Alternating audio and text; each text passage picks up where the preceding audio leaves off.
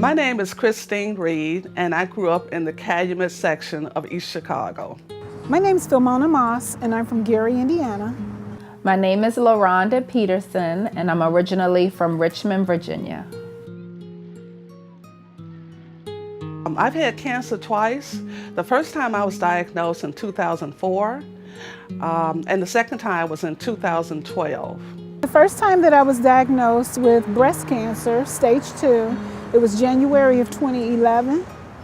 Unfortunately, the cancer came back into my life a year ago at almost 5 years, last August 2015. And I'm currently going through weekly cancer treatment now for the diagnosis of the August 2015. I was diagnosed in October 2014. I was 37 years old, 1 month before my birthday. With the first type of cancer, that was called HER2 positive cancer. A lot of people haven't heard of that. It used to be a very deadly cancer, but in the last 15 years, the doctors have gotten a handle on it. I was in stage 2, and my doctors discovered it with a breast exam. I had a mammogram in May of 2004 and everything was okay. And then 2 months later, I went to the doctor who did a breast exam and she found a lump. And so it had progressed that fast. It was a very aggressive cancer. My second cancer was in 2012. It was also a rare type of cancer. It's called lobular cancer, where you won't see a lump. And that's really important for women to understand.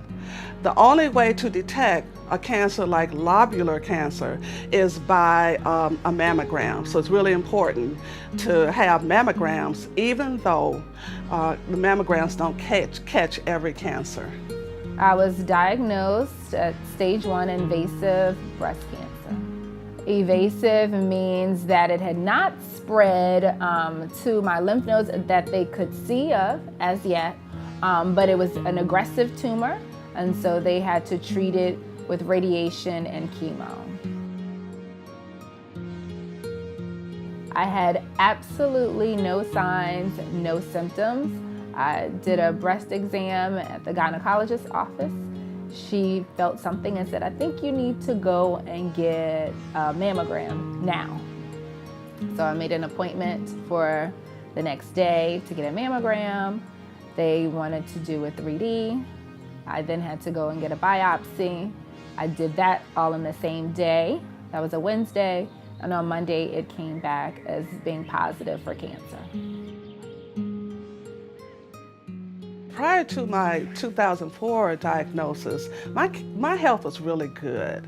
I lived in California for 15 years, and people out there, they exercise a lot, they eat a lot of fruits and vegetables, and so that's what I did. I was into outdoor sports, skating, hiking, exercising, and I didn't have any bad health problems. I didn't have high blood pressure. I didn't have diabetes. I was not a smoker. I was not a heavy drinker. I didn't have any health problems, period. I was a very healthy person, exercised all the time, ate healthy, and the cancer came, my number came up. I was very healthy. I went to the gym every day. I was very conscious about what I eat. I'd lost 60 pounds over the course of 10 or so years, and so I really focused a lot on my health. So it was very surprising to be diagnosed. No one in my family has ever been diagnosed with breast cancer. I was the first.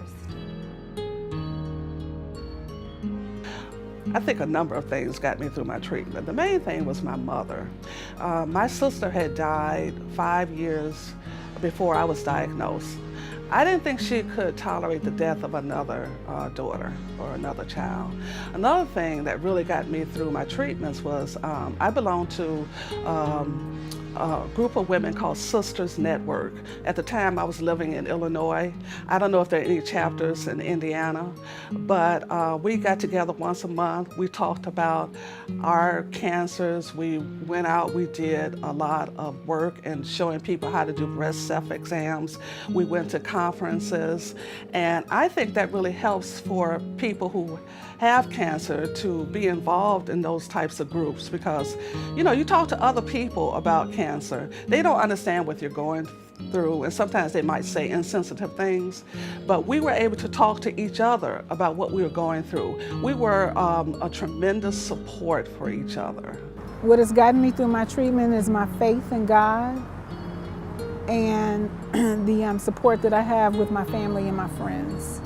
Currently, I live in the Washington, D.C. area, actually in Woodbridge, Virginia, and my family, 90% of my family live in Northwest Indiana, and they've taken the commitment, along with my husband, who lives here with me, to make sure that someone is always from home to attend my weekly chemo visits. Another example of the wonderful support I get is that my daughter, who's 26 years old, who's a young professional, decided to move from Dallas, Texas, here to the DMV to assist my husband in my care. Prayer absolutely got me through my treatment. Just staying rooted in the Word and knowing that God had me definitely kept me on a positive track. Having the support of my family and friends was an immense help. You're saddled with a lot of things, a lot of doctor's appointments and prescriptions and going wig shopping and things that I really needed support with. And so having family and friends available at my beck and call got me through, and just being very positive. I never ever thought that I was gonna die.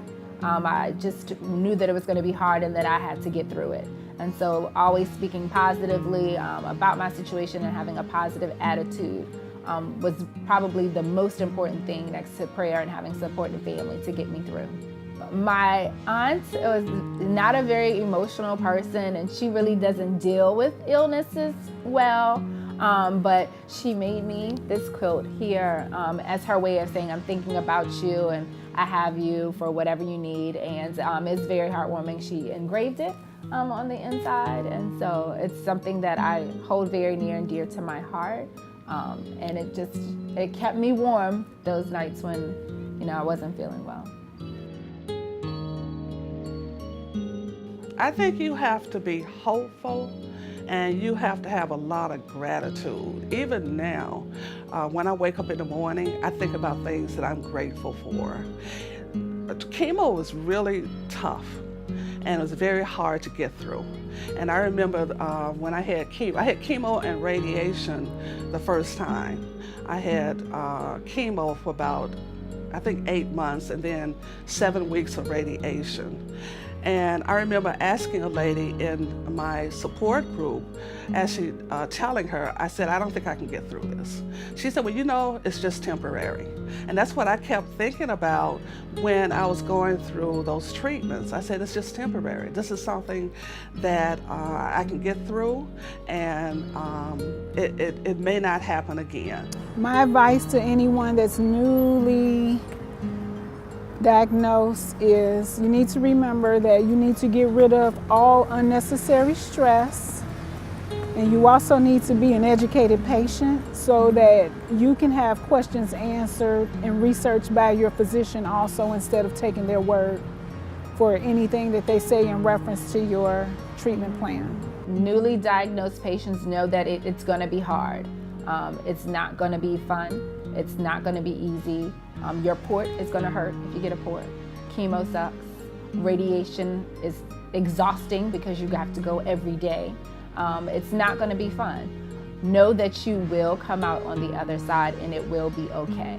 And I know that's a hard pill to swallow when you're first diagnosed, because you think, oh, I'm going to die, or my hair is going to fall out, or my fertility is going to be affected. But if you were to look at me on the street, you would never know that I had 8 rounds of chemo and 33 rounds of radiation less than 2 years ago.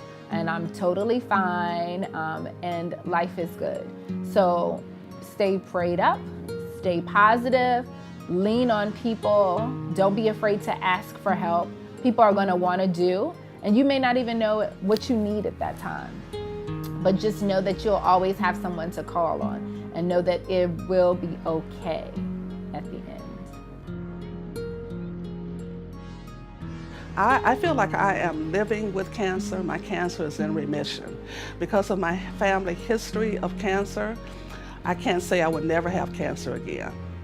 But it doesn't bother me. I don't wake up every morning and think, oh, I'm gonna have cancer today. I'm gonna be diagnosed, because I got through it twice.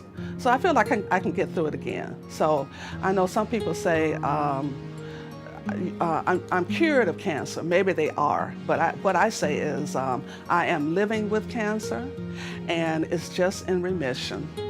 And whatever happens, happens. I have enough confidence in my doctors and myself so that I feel like I can get through it if it comes again. Right now, I'm currently going through cancer treatment. As I said, my second diagnosis occurred in August of 2015. At that time, we discovered that the breast cancer had come back in my lungs.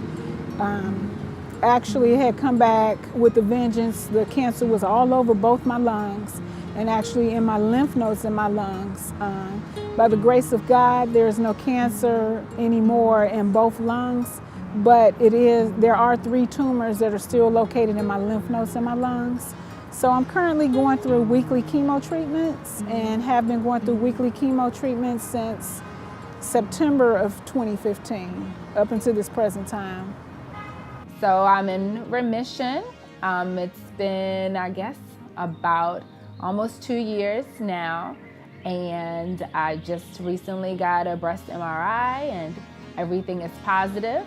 I'll be going for my annual mammogram in October, as I hope all women will. And I'm anticipating positive results, and my health is good.